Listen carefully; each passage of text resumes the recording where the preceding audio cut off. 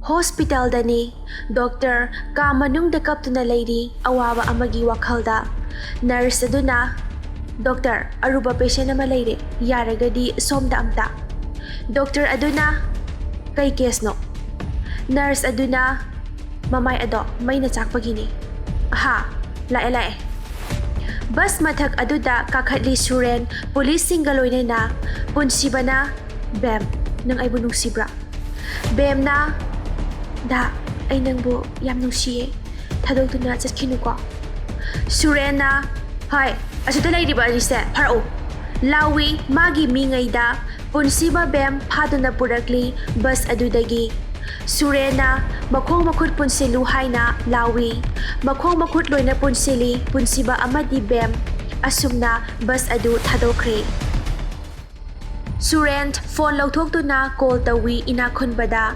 Inakon ba phone paikhalai. Surena, hello sir. Inakon ba na, hayo ne. Surent, makoy pare, kamay taw sige.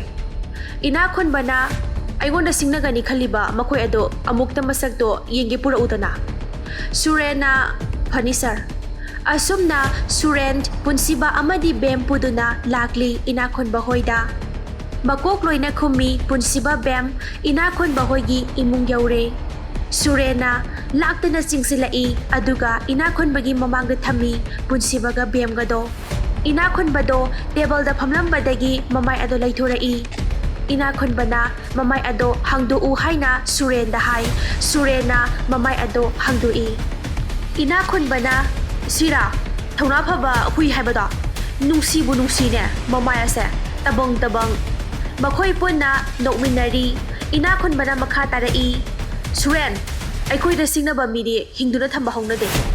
Surena, sir, adudi nokli khakna inakon bana loisin khoda.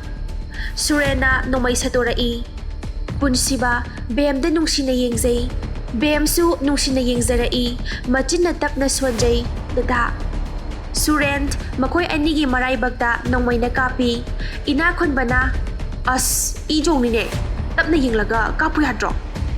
Surena, sorry sir. Sir ado asiba haksang sidi kamay tawa. Inakon bana hayrai makoy githonganda thamlamo angang nupa macha adugi. Surena, funny sir. Pugi haiduna tawbada thoibi tumlambadagi nongmay makhon tay haiduna thoglai mapanda uirum. Thoibi na may kakada onsinduna kaidauragi kaka nongmay makhon ga tayduba. Inakon bana hera lamhen ba angang khara lauthokpanida khunjidai. Thoibi na ay ahinga amata phajana tumdrabani ko nongmay makhol asida. Inakon bana tumjaruro. Thoibi hoi kaka haiduna kada jangi haiduna mamay laythurai adubu surena meeting thokiba adu haipet uhawi jingnaba amaga loirena mamay adu laisilai. Thoibi na kaka hauziki dubu inakon bana nang khangaroi jango nangi kada. Asum na jangkre thoibi jingna na mai kada. Somdana ahing aduda thaza amadi mama kapinari mangolda. Thazana ima dadadu aikhoigi inakta amukana laaroidra. Salinina khangdre bema aikhoigi iphamda sanariba lila ase karino isor mahakna. Mama su kapli phizi da taithokchei mapi ado thaza angaubigi matawgum mama da hangjari. Ima dadado aibu warau khrabra machan aibu nungsidrabra mana. Salini se kaplano nangi dada nangi nanakta soidana lakaniye. Nangi dada na nangbu kayi nungsiroidoino machabu themjinbiri. Thaza hagotuna changhi mabungi kada. Mabungi phamungda hipthai aduga haukraba ningsingjai. Thazana da aidi nangi phamungda tumna dauni ko. Punsibana nafamda tumluso nang laisabi pharabani ko. Thaza as ay ngamoy ay laisabi su phadringay na angang ni. Thaza asum na haiduna tumsili phamungda punsibana masi angang sidi. Haiduna momonok tu na machan bunung sina yengzay. Dada, nang najal ay bunong sidraba. Dada laytabase ay yam na waye, layba ngamdiye.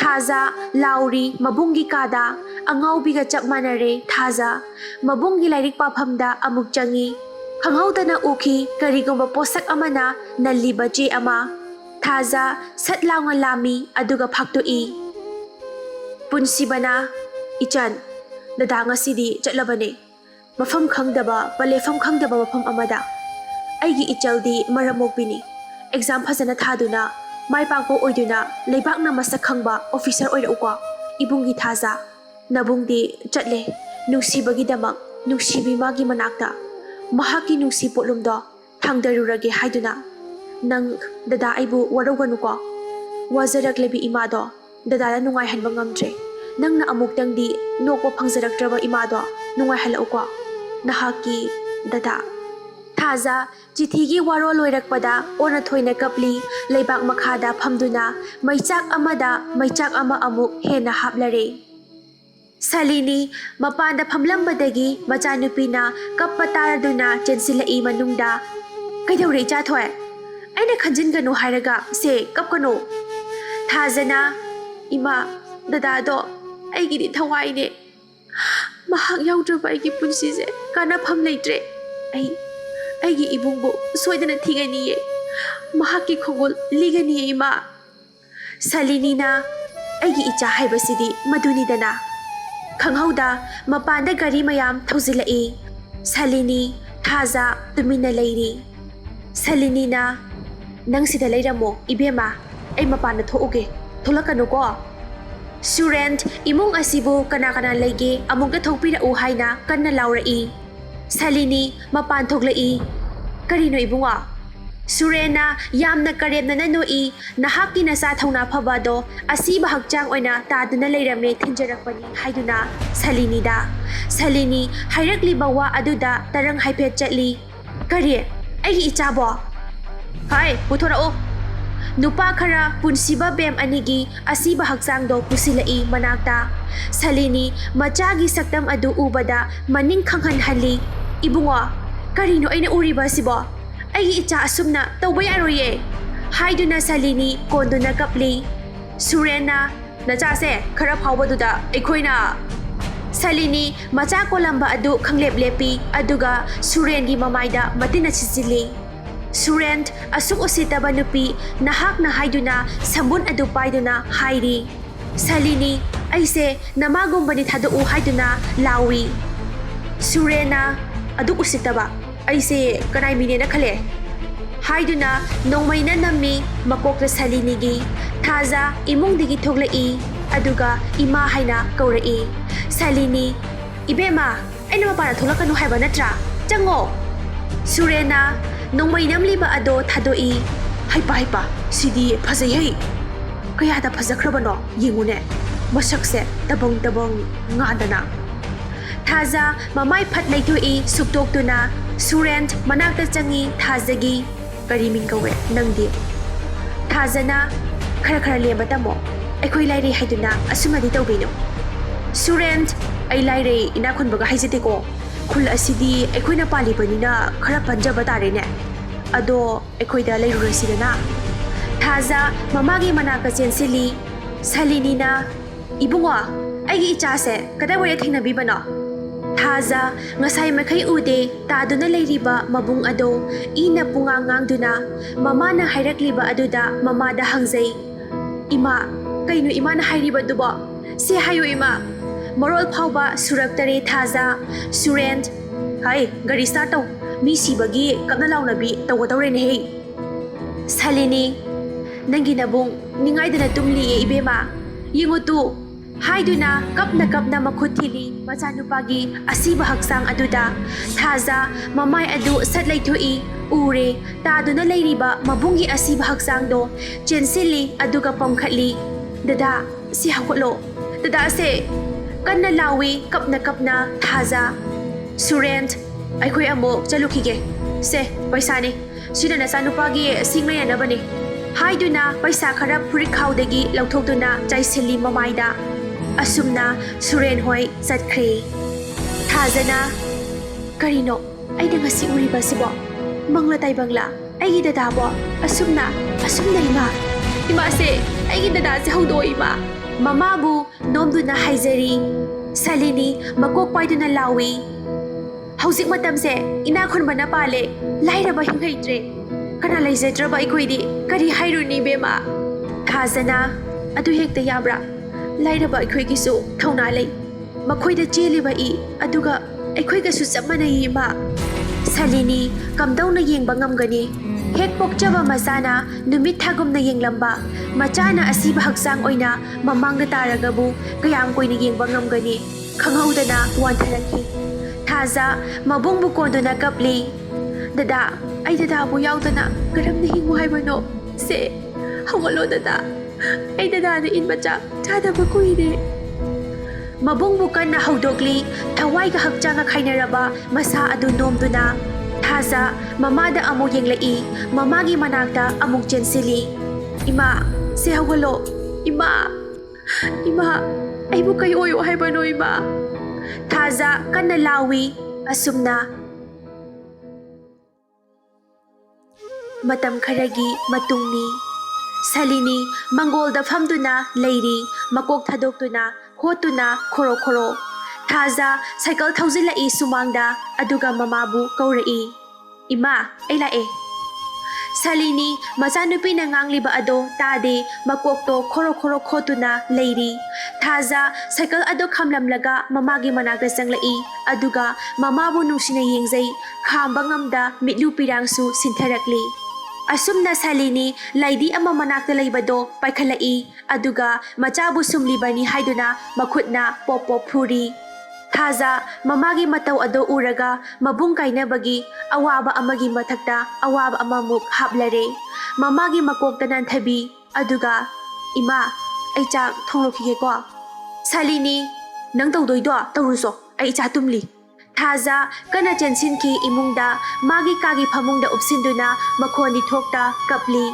Kananabu kaploi dawribano asuk nauriba mangonda tawriba mataw ase. Somdana thoibi kaka ay hiyengdi yumda chatlage.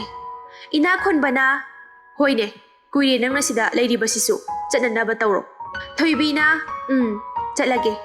Inakhon bana nangna ayuk khudingi so walking thokrabani haraga kuina hanjilakte kaigino. Thoibina sumjelini ba walkinga. Jack imungdagi thoglai mapabu kauduna ina khudbana kaidawragi bunga aduka na kauridubo. Thoibina kaka masi angangse mana chatlibase ay kaya ningde ko. Ina khudbana hera mathanda yauzabani tawning tago sanuda maning kharaso. Thoibina kaka hauziki matamse yam sakholabani silamdabu pungdau tawbagi wani a Imphal oiradi yaroi ko. Ina khunbana hera thoibi kem khalono aina security piri magidamak chatpada kaidau kidoino kanabu kidoino lamsidadi khunsidadi ina khunba hayardi loire wabu. Thoibina hoi kaka ado ai chatkrage. Ina khunbana kai haige haibano ichabo. Jack na Baba ay Imphal larik tamkrage. Ina khunbana good adunidana hadak ten thaba loibaga chatkro a Imphal larik tamluro ataidi. Jack na aduga baba aina pamba nupi amasu leire maso ingwanda sinaw aina chatringai asida. Ina khunbana ha ichana pamba leiraba hayo kanano adu hana hayo aina pamba khanbani haujikti moisu subjingre haiba indabagi. Jack na as baba hoina laibak ta pikiba punsibagi machanupi dunemi. Ina khunbana kari punsiba haibadi bemga. Jack na mane baba magi machanupi do ayam nungsiba engonda sinawba. Ina khunbana adugumba miga aiga kamana sanga tawdoribano ibungo nangsu khara khallune. Jack na aidi adu ata khangde amukta hainabiruro haizini aigi wabu. Ina khunbana Pare baba hainaraga yengage. Jack na baba thanks. Asumna mapa macha nokbinari. Thongnauda thoibi mabu kadaidagi oibasano aidi khanghaude kamain thirune aibu ma udana adumak hanba tarabra tawribasiba haiduna mangduna leizari.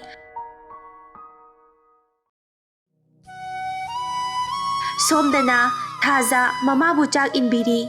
Mabungi mihatpu thigadra. Wakhal choirebi mamabu senagadra. Hingnanaba sangom lawabu chatkadra. Chadabadi yadabanina.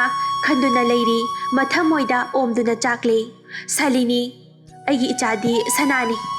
Thazana ima se simatanga chaselo. Talaktuda thongalda gari mathang thauzilai. Thaza laiba miduda yengduna leiri.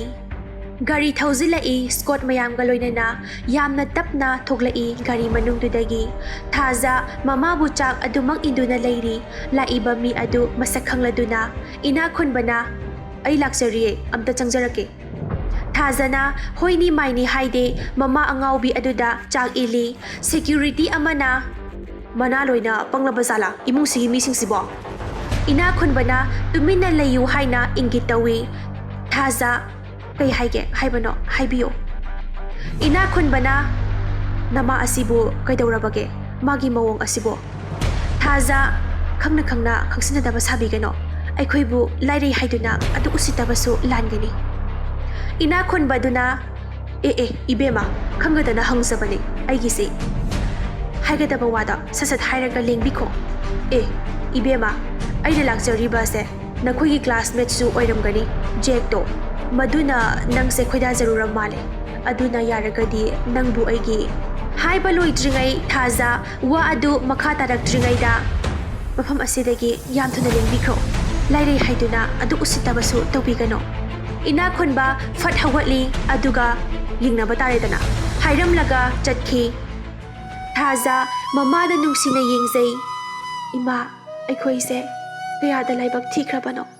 Dadado lairingai dadi awaba lairamdabane. Adubu kapli asuk angang oiriba Thaza mamabu yengzaduna. Numidangi matamni. Ina khunbana Jack nubi mazado yam takhaline. Hainatanaba yagadawa mande. Asuk nungaiba imung asida laijau haibani adubu yadene. Jack na gari aigi imung asida laijau haiba phaw yadaba. Amasu Brindaban party oikre. Adudi mahaksu thakiba tabani. Aduga ay Imphal chatlage. Somdana chak thongduna leiri. Thaza manakta mama Salini yotli punduna thammi. Thazana chak thongna mama Salini da nungsina yengzaduna leizai. Ima nangbu ay amuktadi nungai hanlakige ko. Ima bu awang mathaka thamkige. Khanghaudana ahing aduda gari makhon tarai makhoi ki thongalda. Thaza thongnauda thak yengi chingnaba amaga loinana mama Salini pamkhatuna maning hangdokduna lotli. Surena aikhoidi ina khunbagi minaini. Chango imungda mama masado phaduna puthoro.